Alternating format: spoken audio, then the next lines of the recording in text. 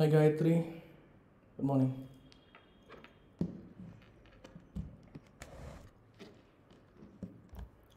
Right, so banking అవేర్నెస్లో next session ఇప్పుడు మనం చూడబోతున్నాము. ప్రీవియస్ క్లాస్లో we looked at what is money, money అంటే ఏంటి అనేది చూసాం. సో మనీ అంటే ఏంటి, ఏం మాట్లాడుకున్నాము అని, money is a medium of exchange. Money is a medium of exchange అని మాట్లాడుకున్నాం. అంటే ఏదన్నా ఒక వస్తువు కావాలి అనుకున్నప్పుడు ఆ వస్తువు మనం పొందడం కోసం ఒక మీడియం కింద మనం మనీని ఉపయోగించవచ్చు. ఒకప్పుడు బార్టర్ సిస్టమ్ వాడేవారు. బార్టర్ సిస్టంలో there is a problem called double coincidence of wands. ఆ ప్రాబ్లమ్ని మనీ అనేది ఒక మధ్యలో మీడియంగా వర్క్ చేస్తూ ఆ ప్రాబ్లమ్ని సాల్వ్ చేస్తుందని చెప్పి మనం మాట్లాడుకున్నాం. అయితే ఇనీషియల్గా మనకు వచ్చినవి ఏంటంటే కాయిన్స్ వచ్చాయి. కాయిన్స్లో గోల్డ్ కాయిన్స్, సిల్వర్ కాయిన్స్, అలాగే కాపర్ కాయిన్స్, వీటిని మనీ కింద యూజ్ చేసేవారు. All these were used as money earlier. అయితే ఈ కాయిన్స్ యొక్క బ్యూటీ ఏంటంటే, ఈ కాయిన్స్ అన్నిటికీ కూడా apart from being money are medium of exchange, they also have intrinsic value. Intrinsic value అంటే అర్థం ఏంటి? ఇప్పుడు గోల్డ్ కాయిన్ ఉందనుకోండి, గోల్డ్ కాయిన్కి ప్రభుత్వం గోల్డ్ కాయిన్స్ చెల్లుతాయి, గోల్డ్ కాయిన్స్ ఈ కాయిన్ వాల్యూ ఎంత, ఈ కాయిన్ వాల్యూ ఎంత, ఈ కాయిన్ వాల్యూ ఎంత అని చెప్తూ ఉంటారు. Apart from that, gold as a metal also has value. ఒక మెటల్గా గోల్డ్కి కూడా వాల్యూ ఉంది కదా, సిల్వర్కి కూడా వాల్యూ ఉంది కదా, కాపర్కి కూడా వాల్యూ ఉంది కదా. అది కరెన్సీ కాకపోయినప్పటికీ, even if it is not currency, even if it is not considered currency, it still has value intrinsically. దానికి ఇంట్రిన్సిక్గా వాల్యూ ఉంది. ఇవి కాయిన్స్. కాయిన్స్ తర్వాత మనకి ఏమొచ్చాయి? కరెన్సీ నోట్స్ వచ్చాయి. ప్రభుత్వం తీసుకొచ్చిన కరెన్సీ నోట్స్ వచ్చాయి. కరెన్సీ నోట్స్ యొక్క స్పెషాలిటీ ఏంటంటే they have no intrinsic value. ప్రభుత్వం దానికి ఇది 500 రూపాయల నోటు, ఇది 1000 రూపాయల నోటు అని చెప్పి దాని మీద ఆర్బీఐ గవర్నర్ సంతకం అనేది లేకపోతే అది చిత్తు కాగితంతో సమానం. ఆ పేపర్కి వాల్యూ లేదు. ఆ పేపర్ ఏదైతే ఉందో ఇట్ హ్యాస్ జీరో వాల్యూ. చిత్తు కాగితంతో సమానం ఆ కరెన్సీ నోట్ అనేది. కంప్లీట్గా చిత్తు కాగితంతో సమానం. ఎప్పుడు? వెన్ గవర్నమెంట్ దాన్ని ఎండోర్స్ చేయకపోతే. So it derives it's value. It's value. Currency note యొక్క వాల్యూ ఎక్కడి నుంచి వస్తుంది? From sovereign backing. సావరీన్ అంటే ప్రభుత్వం. సో ప్రభుత్వం దాన్ని బ్యాక్ చేస్తుంది, సపోర్ట్ చేస్తుంది కాబట్టే కరెన్సీ నోట్స్కి వాల్యూ వస్తుంది. The currency note derives it's value from sovereign backing కాబట్టి వస్తుంది. ఇట్లాంటి వాటిని మనం ఏమంటాం? వీ కాల్ ఇట్, చూడండి కీవర్డ్, ఫియట్ మనీ అంటాం. సో ఫియట్ మనీ డెఫినేషన్ అంటే, fiat money is something that has no intrinsic value and derives its value from sovereign backing. అంటే ప్రభుత్వం దాన్ని బ్యాక్ చేస్తుంది కాబట్టి దానికి వాల్యూ వస్తుంది. ఈరోజు ఒక 2000 రూపాయల నోట్కి ఎందుకు మనం ఇంపార్టెన్స్ ఇస్తున్నామంటే గవర్నమెంట్ దాన్ని బ్యాక్ చేస్తుంది కాబట్టి. 1000 రూపాయల నోట్కి ఇప్పుడు ఎందుకు ఇవ్వట్లేదు? అది రద్దు చేసేసింది గవర్నమెంట్. ఆ పేపర్, ఆ నోట్ యొక్క వాల్యూ అనేది ప్రభుత్వం యొక్క బ్యాకింగ్ నుంచి వస్తుంది. అట్లాంటి వాటిని మనం ఫియట్ మనీ అని చెప్పేసి అంటాం. So this is one type of money which is fiat money which has no intrinsic value, which means as a paper without government backing it is like a చిత్తు కాగితం, యూజ్లెస్ పేపర్ కింద ఉంటుంది. But government backing రావడం వల్ల దానికి value అనేది వస్తుంది. దీన్ని మనం ఫియట్ మనీ అని అంటాం. క్లియర్? గాయత్రి, పల్లవి, ఫియట్ మనీ అంటే అర్థమైందా?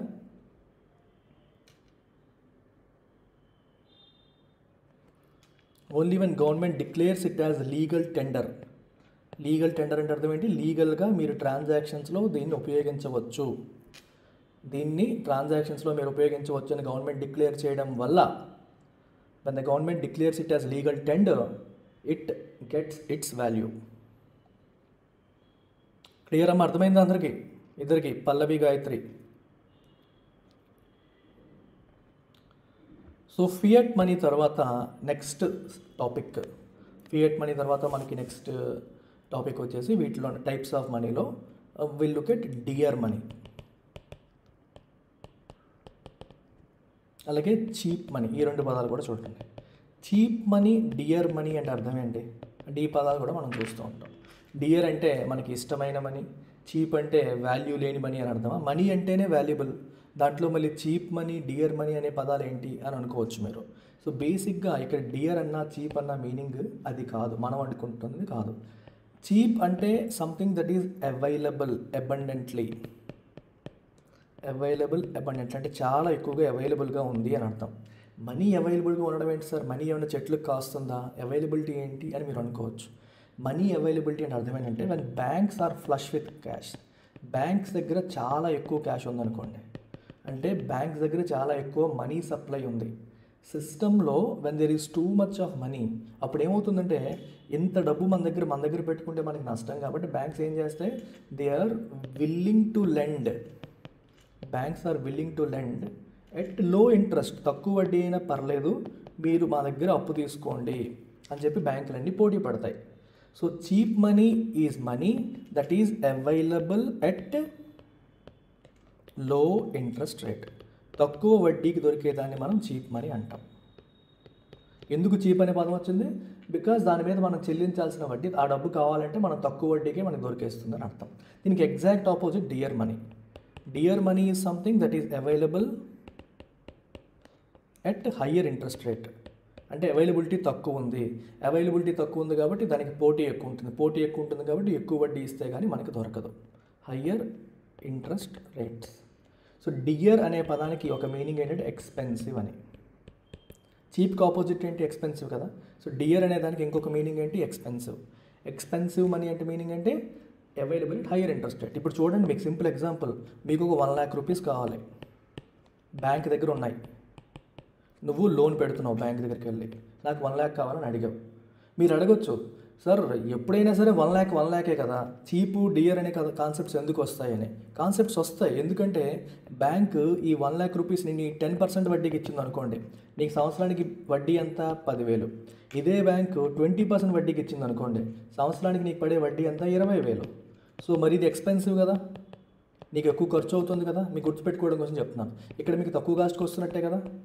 సో అందుకని మొదటి కేసులో సేమ్ 1 lakh రూపీస్ నీకు చీప్ అయింది, మొదటి కేసులో చీప్ అయింది, రెండో కేసులో డియర్ అయింది లేదా ఎక్స్పెన్సివ్ అయింది, మొదటి కేసులో చీప్ అయింది లేదా తక్కువ వడ్డీకి వచ్చింది.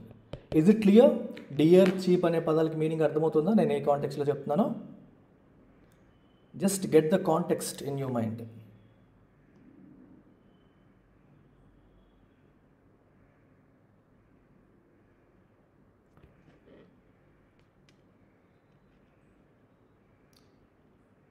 Can I move on?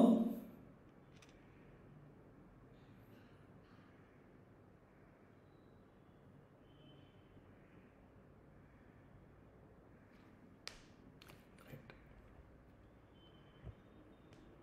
So next మీరు గమనిస్తే బ్యారెన్ మనీ.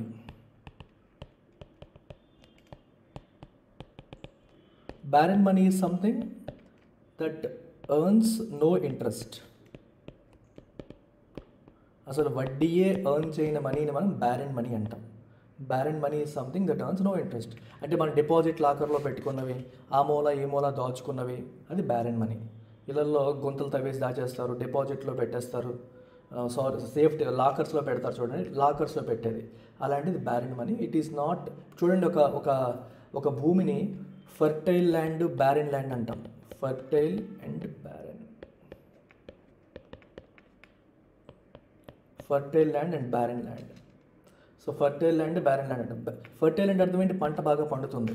ఇది బీడు భూమి, పంట పండదు, వినుంటారు మీరు జోగ్రఫీలో. సో అలాగే బ్యారెన్ మనీ అంటే ఎటువంటి వడ్డీ ఎర్న్ చేయదు. వీళ్ళ ఇంటర్లింక్ చేసుకుంటే ఈజీగా గుర్తుంటాయి. You don't need to memorize. ఎటువంటి వడ్డీ ఇది ఎర్న్ చేయదు, ఇట్ ఎర్న్స్ నో ఇంట్రెస్ట్, అలాంటి దాన్ని బ్యారెన్ మనీ అంటాం. Then you have another word called hot money. Hot money అనే పదం కూడా మీరు చూస్తూ ఉంటారు. హాట్ మనీ అంటే అర్థం ఏంటంటే money in the hands of investors seeking short term profits. Short term profits కోసం చూసేవాళ్ళు చేతిలో ఉండే మనీ హాట్ మనీ. అంటే ఫర్ ఎగ్జాంపుల్, ఎప్పుడైతే సరే మనకి చాలామంది ఫారిన్ ఇన్వెస్టర్స్ వీళ్ళందరూ మన దేశ స్టాక్ మార్కెట్లో గట్రా డబ్బులు పెడుతూ ఉంటారు. వాళ్ళు డబ్బులు తీసుకొచ్చి స్టాక్ మార్కెట్లో పెడతారు. ఇలా స్టాక్ మార్కెట్లో పెట్టేటప్పుడు కొన్నిసార్లు వాళ్ళకి ప్రాఫిట్ వచ్చిందనుకోండి, వెంటనే పారిపోతారు, వెంటనే అమ్మేస్తారు, పారిపోతారు. అర్థమవుతుందో? వాళ్ళు ఎక్కువసేపు దాన్ని ఉంచుకోరు, వెంటనే వాటిని అమ్మేసి వాళ్ళు వేరే కంట్రీకి వెళ్ళిపోతారు. సో అట్లాంటి మనీ హాట్ మనీ. అంటే something which is in high demand, ఎప్పటికప్పుడు అమ్మేసే లాంటిది, మన దగ్గరే ఉంటుందని మనం గట్టిగా చెప్పలేంది. Funds that are controlled by investors who are actively seeking short term returns. Short term profits కోరుకునే ఇన్వెస్టర్స్ చేతిలో ఉన్న మనీని మనం హాట్ మనీ అంటాం. That money is called hot money. Investors who are seeking short-term profits, the funds controlled by them is called hot money. Short term high interest rate opportunities కోసం వాళ్ళు చూస్తూ ఉంటారనమాట. ఎక్కడైతే మనకి తక్కువ దొరుకుతుంది, అంటే ఎక్కడైతే మనకి ఎక్కువ వడ్డీ వస్తుంది, ఎక్కడైతే మనం తొందరగా డబ్బు సంపాదించవచ్చు అని చూస్తూ ఉంటారు. Short term certificate of deposits అని ఉంటాయి. I'll talk about it. Certificate of deposits అంటే 1 year లోపు వ్యాలిడిటీతో ఉండే డిపాజిట్స్ అనమాట. అలాంటి వాటిలో పెడతారు, స్టాక్స్లో పెడుతుంటారు. ఇంకా ఎంతకంటే ఎక్కువ ఇంకో చోట వస్తుందంటే వీటిని అమ్మేస్తారు, వెళ్ళి దెన్ దే మూవ్ ఆన్. అట్లాంటి money is called hot money. That money is called hot money అనమాట. ఓకే, అలాగే మనకి హాట్ కరెన్సీ అనే పదం కూడా వాడతాం. హాట్ మనీ లాగే hot currency. So hot currency is something that is very easy to move out of a country. అంటే ఈజీగా కంట్రీ నుంచి బయటికి వెళ్ళిపోయేది అని హాట్ కరెన్సీ అంటాం. బాగా డిమాండ్లో ఉంది, అర్థమవుతుంది. Currency that quickly moves out of a country. Different financial markets నుంచి ఫాస్ట్గా మూవ్ అయ్యేది హాట్ కరెన్సీ. మీకు ఒక ఎగ్జాంపుల్ చెప్తాను. So you are an investor. ఇది ఇండియా, ఇది యునైటెడ్ స్టేట్స్. సో ఈ ఇన్వెస్టర్ వాడి డబ్బులు ఇక్కడ పెట్టుకున్నాడు. He kept his money here. And యూఎస్లో సడన్గా వడ్డీ రేట్లు పెంచారు, యునైటెడ్ స్టేట్స్లో వడ్డీ రేట్లు పెంచారు. వాడు ఏం చేస్తాడు? ఇండియాలో ఉన్న ఈ మనీని అమ్మేస్తాడు, అంటే ఈ ఇన్వెస్ట్మెంట్స్ అన్నీ అమ్మేస్తాడు. అమ్మేసి ఈ మనీని యూఎస్కి షిఫ్ట్ చేస్తాడు. దెన్ చైనాలో ఇంకా వడ్డీ రేట్లు పెంచారనుకోండి, ఇంకా ఎక్కువ పెంచారనుకోండి, then he will sell this money and put it here. ఇట్లా తక్కువ పీరియడ్లోనే డిఫరెంట్ ఫినాన్షియల్ మార్కెట్స్ మధ్య మూవ్ అవుతూ ఉండే మనీని మనం హాట్ మనీ అంటాం. అర్థమైందా? Money which moves around different financial markets in short time periods is called hot money or hot currency. Hot currency. Is this clear?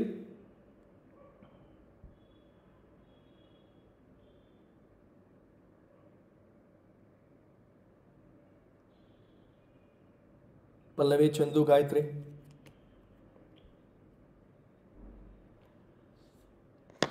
So hot money, hot currency రెండు సేమే. అంటే తొందరగా ఒక దగ్గర నుంచి ఇంకో చోటికి షిఫ్ట్ అయిపోయే వాటిని మనం హాట్ కరెన్సీ అని, హాట్ మనీ అని చెప్పేసి మనం అంటాం. So then there is something called hard currency. Hard currency. Hard currency అంటే అర్థం ఏంటి అంటే a currency which is safe haven currency, which has high acceptance. ఎక్కువ యాక్సెప్టెన్స్ ఉన్న కరెన్సీ. గ్లోబల్లీ ట్రేడెడ్ ఇట్లాంటి కరెన్సీని మనం హార్డ్ కరెన్సీ అంటాం. దీని అర్థం ఏంటి అంటే ఇప్పుడు ప్రపంచంలో ఎన్నో కరెన్సీలు ఉన్నాయి. డాలర్ ఉంది, రూపీ ఉంది, అలాగే రష్యన్ రూబుల్ ఉంది, ఇంకా డిఫరెంట్ కరెన్సీస్ ఉన్నాయి. చైనా వాడి కరెన్సీ ఉంది, జాపనీస్ వాడి కరెన్సీ ఉంది, పాకిస్తాన్ కరెన్సీ ఉంది, నేపాల్ కరెన్సీ ఉంది, రకరకాల కరెన్సీలు ఉన్నాయి. ఇప్పుడు వీటిల్లో ఏ కరెన్సీకి డిమాండ్ ఎక్కువ ఉంది, ఏ కరెన్సీకి యాక్సెప్టెన్స్ ఎక్కువ ఉంది? యాక్సెప్టెన్స్ అంటే అర్థం ఏంటి? ఇప్పుడు లెట్సే ఇండియా ఒక దేశం నుంచి ఇంపోర్ట్ చేసుకుంటుంది. ఇండియా లెట్సే చైనా నుంచి ఏదో ఇంపోర్ట్ చేసుకుంటుంది అనుకోండి.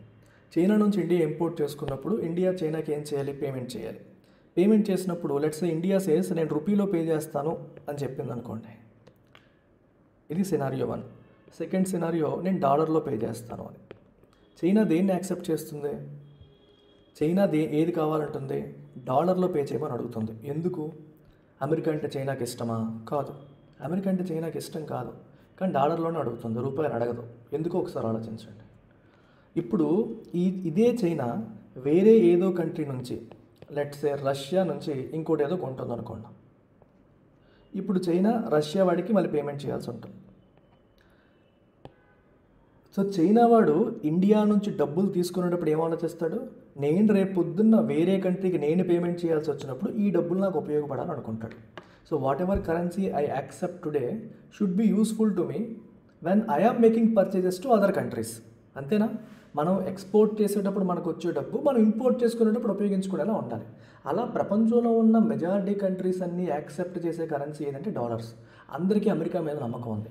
అమెరికన్ కరెన్సీ మీద నమ్మకం ఉంది. అది స్టేబుల్గా ఉంటుంది. అమెరికా వరల్డ్లో నెంబర్ 1 ఎకానమీ కాబట్టి ప్రపంచంలో ఉన్న ప్రతి దేశం కూడా డాలర్ని యాక్సెప్ట్ చేస్తుంది. So dollar has very high acceptance and safe haven అంటే ప్రొటెక్షన్. మన డబ్బు మనం ఏ కరెన్సీలో పెట్టుకుంటే బెటర్, రూపాయల్లో ఉండడం మంచిదా డాలర్లో ఉండడం మంచిదంటే ఎక్కువగా అందరూ డాలర్లో ఉంచడానికి ఇష్టపడతారు. ఎందుకంటే డాలర్ అంత తొందరగా ఊరికే ఫ్లక్చువేట్ అయ్యి తగ్గిపోదు. డాలర్ వాల్యూ స్టేబుల్గా ఉంటుంది కంపారిటివ్గా. ఇది stable and it is backed by world's number 1 economy which is US and it is accepted by world wide. ఎన్నో కంట్రీస్ దాన్ని యాక్సెప్ట్ చేస్తున్నాయి. ఇది గ్లోబల్లీ ట్రేడెడ్. నువ్వు ఏ ఎక్స్పోర్ట్ చేసినా ఇంపోర్ట్ చేసుకున్నా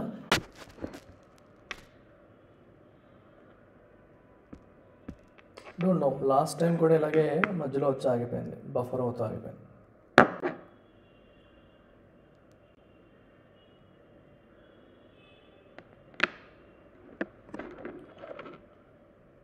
so is it coming now? వస్తుంది ఎప్పుడు? సో ఈ హార్డ్ కరెన్సీకి ఆపోజిటే మనకి ఈ సాఫ్ట్ కరెన్సీ అమ్మ. సో హార్డ్ కరెన్సీ అంటే డిమాండ్ ఎక్కువ, దానికి అందరూ నమ్ముతారు, హై యాక్సెప్టెన్స్ ఉంటుంది, గ్లోబల్లీ ట్రేడెడ్. సాఫ్ట్ కరెన్సీ వచ్చేసరికి దానికి opposite. When you talk about soft currency, ఒకటి వొలటైల్, ఈజీగా మారిపోతూ ఉంటుంది, లెస్ స్టేబుల్, స్టెబిలిటీ తక్కువ, లెస్ డిమాండ్ తక్కువ, లో యాక్సెప్టెన్స్ తక్కువ. అలాంటి కరెన్సీని మనం సాఫ్ట్ కరెన్సీ అంటాం. Indian currency is at this point soft currency. దీనికి ఎగ్జాంపుల్ ఇండియన్ కరెన్సీ కింద తీసుకోవచ్చు, హార్డ్ కరెన్సీకి ఎగ్జాంపుల్ డాలర్ కింద మనం తీసుకోవచ్చు. So these are different types of currencies. So వీటితో పాటు I will also take you through different types of money. మనీలో కూడా మనకి డిఫరెంట్ టైప్స్ మనం మాట్లాడతాము. ఆల్రెడీ మనం కొన్ని మాట్లాడాము, ఇంకొన్ని కూడా మనకి రిజర్వ్ బ్యాంక్ వాడే కొన్ని పదాలు మీకు ఇక్కడ చెప్పాలి. ఓకేనా? టైప్స్ ఆఫ్ మనీ సప్లైలో కొన్ని పదాలు మీరు ఈ పదాలు విన్నారా? M0, M1, M2, M3 ఇవన్నీ కూడా మనం types of money supply.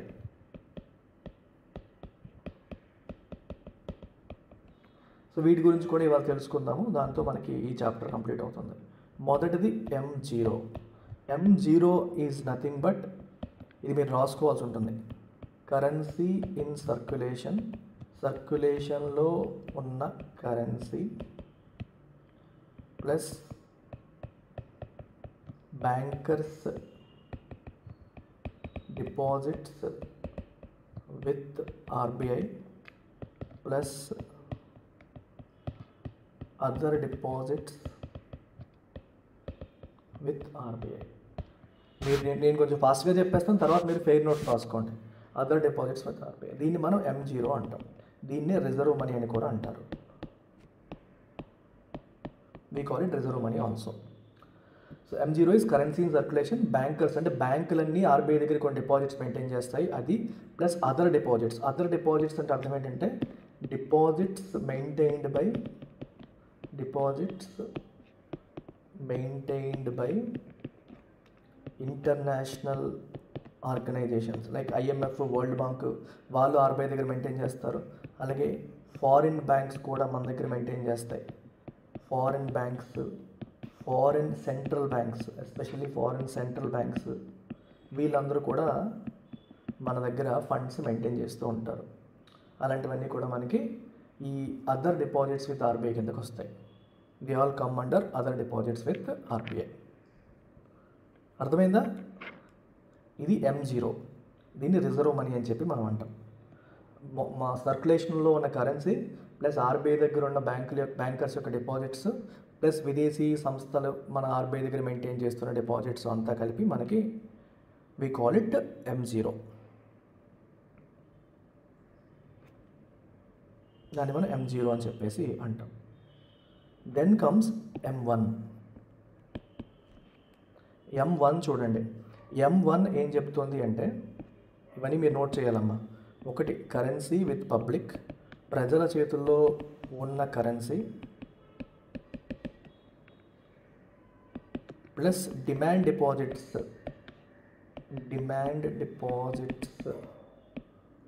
With banking system. Banking సిస్టంలో ఉన్న demand deposits plus other deposits with RBI. Currency with public plus demand deposits with banking system. మీకు డిమాండ్ డిపాజిట్స్ అంటే గుర్తుంది కదమ్మా, డిమాండ్ లయబిలిటీస్, టైం లయబిలిటీస్ అని మాట్లాడుకున్నాం. టైం లయబిలిటీ అంటే అర్థం ఏంటి? ఎఫ్డీలు, ఆర్డీలు. డిమాండ్ డిపాజిట్స్ అంటే అర్థం ఏంటి? డిమాండ్ లయబిలిటీస్ అర్థం ఏంటి? కరెంట్ అకౌంట్లు, సేవింగ్స్ అకౌంట్లు. అవి మనకి demand deposits. Currency with public, demand deposits and other deposits with RBI కలిపితే మనకి వీ కాల్ ఇట్ M1. దాన్ని మనం M1 అని చెప్పి పిలవడం జరుగుతుంది. ఆ తర్వాత మనకి M2.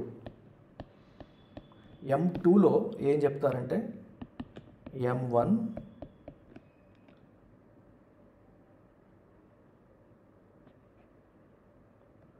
Plus time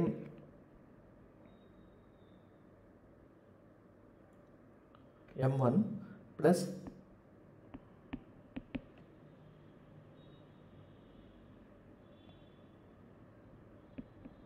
short term time deposits of residents అంటే అప్ టు 1 year. ఇది M2. M1కి short term time deposits of residents అన్నాం. ఇక్కడ టైం డిపాజిట్ అని అర్థం ఏంటి? 1 year లోపు ఒక పర్టికులర్ టైం ఫ్రేమ్ వరకు డిపాజిట్ చేసేది టైం డిపాజిట్. ఎప్పుడు అడిగితే అప్పుడు ఇవ్వాల్సింది డిమాండ్ డిపాజిట్. డిమాండ్ డిపాజిట్స్ అన్నీ దీంట్లో కలిసాయి. టైం డిపాజిట్స్లో షార్ట్ టర్మ్వి M2లోకి వస్తున్నాయి. 1 year లోపు మెచ్యూరిటీ పీరియడ్ ఉన్నవి ఇందులోకి వస్తున్నాయి. దెన్ ఫైనల్గా మనకి M3. M3లో వచ్చేసరికి M3 is equal to M2 plus long term time deposits.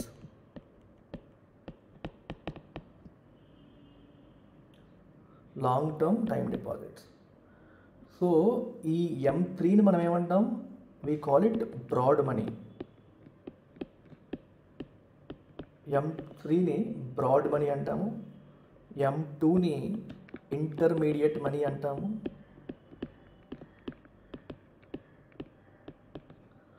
M1ని we call it narrow money. So బేసిక్గా మీకు ఏమవుతుందంటే M0 నుంచి M3కి వెళ్ళే కొద్దీ లిక్విడిటీ అనేది తగ్గిపోతూ ఉంటుంది. లిక్విడిటీ అంటే అర్థం ఏంటి? ఇమీడియట్గా మన చేతికి వచ్చే అవకాశం తగ్గుతుంది. It becomes broader and broader. రెడీగా చేతిలో ఉండే మనీ, రెడీగా చేతిలో ఉండేది ఇది currency in the hands of public, currency in circulation, అది రెడీగా చేతిలో ఉండేది. దాంతోపాటు M1కి వచ్చేసరికి డిమాండ్ డిపాజిట్స్ యాడ్ చేసాం. డిమాండ్ డిపాజిట్స్ కూడా ఎప్పుడు కావాలంటే అప్పుడు మనం పిక్ చేసుకోగలిగినవి. దాని తర్వాత M2లో కొంచెం short term demand deposits add చేసాం.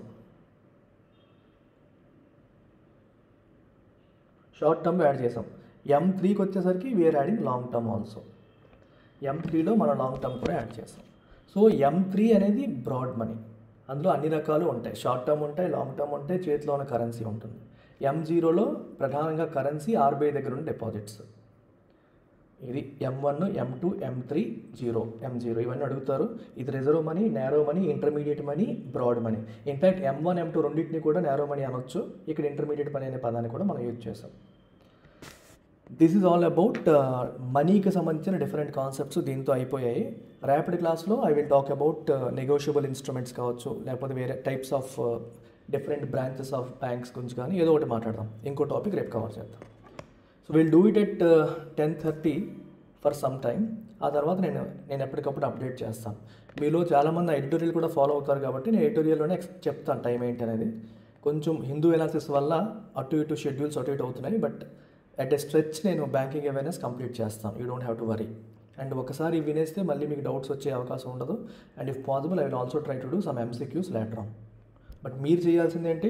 Tell more people about LTX classes. మన ఇప్పుడు ఈ సురేష్ సార్స్ కాంపిటేటివ్ క్లాసెస్ గురించి అందరికీ తెలియజెప్పండి, లైక్ చేయండి, షేర్ చేయండి, మీ ఫ్రెండ్స్ అందరికీ చెప్పండి. That is something that you need to do. నలుగురికి ఈక్వాలిటీ అందించేలాగా మీ వంతు ప్రయత్నం మీరు చేయండి.